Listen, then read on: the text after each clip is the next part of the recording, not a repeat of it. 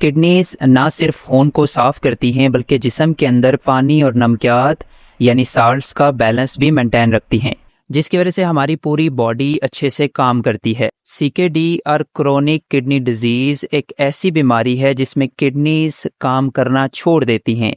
दुनिया में लाखों लोग इस बीमारी का शिकार हैं। क्रोनिक किडनी डिजीज एक ऐसी कंडीशन है जिसमें किडनीज आहिस्ता आहिस्ता नाकारा हो जाती हैं। जब किडनीज अपना काम करना छोड़ती हैं तो जिस्म के अंदर जहरीले मादे जमा होना शुरू हो जाते हैं और इससे पूरा जिस्म बुरी तरह मुतासिर होता है। पूरी दुनिया में इस वक्त तकरीबन 70 करोड़ लोग इस बीमारी में मुब्तला हैं।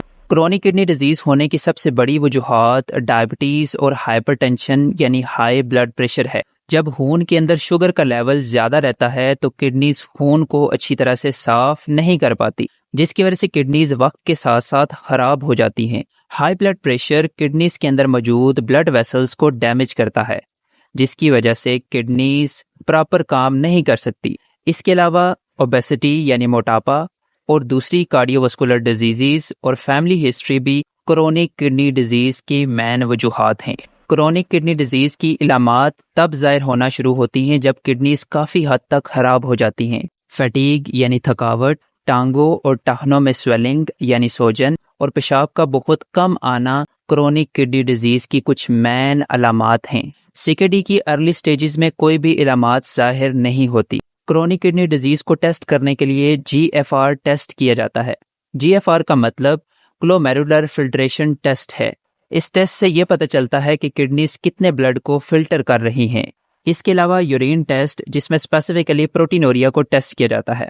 प्रोटीनोरिया का मतलब पेशाब के अंदर प्रोटीन के लेवल को चेक करना है। पेशाब के अंदर प्रोटीन्स का होना किडनी डैमेज की इलामत है। सीकेडी को ग्लोमेरुलर फिल्ट्रेशन रेट की बेस पर 5 स्टेजेस में डिवाइड किया जाता है। स्टेज 1, इसमें किडनीज नॉर्मल तरीके से काम करती हैं। GFR 90 मिलीलीटर पर मिनट या इससे ज़्यादा होता है, लेकिन इस स्टेज में भी कुछ इलामात हो सकती हैं जो कि किडनी डैमेज का एविडेंस देती हैं, जैसे कि प्रोटीनोरिया यानी यूरिन के अंदर प्रोटीन। स्टेज 2 में किडनीज अपना काम करना थोड़ा कम कर देती हैं। इस स्टेज में GFR 60 से 89 मिलीलीटर पर मिनट के दरमियान होता है।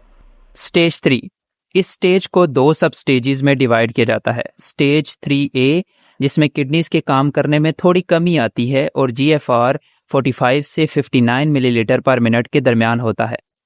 स्टेज 3B, जिसमें किडनीज के काम करने में काफ़ी हद तक कमी आती है, जिसमें GFR रेट 30 से 44 मिलीलीटर पर मिनट के दरमियान होता है।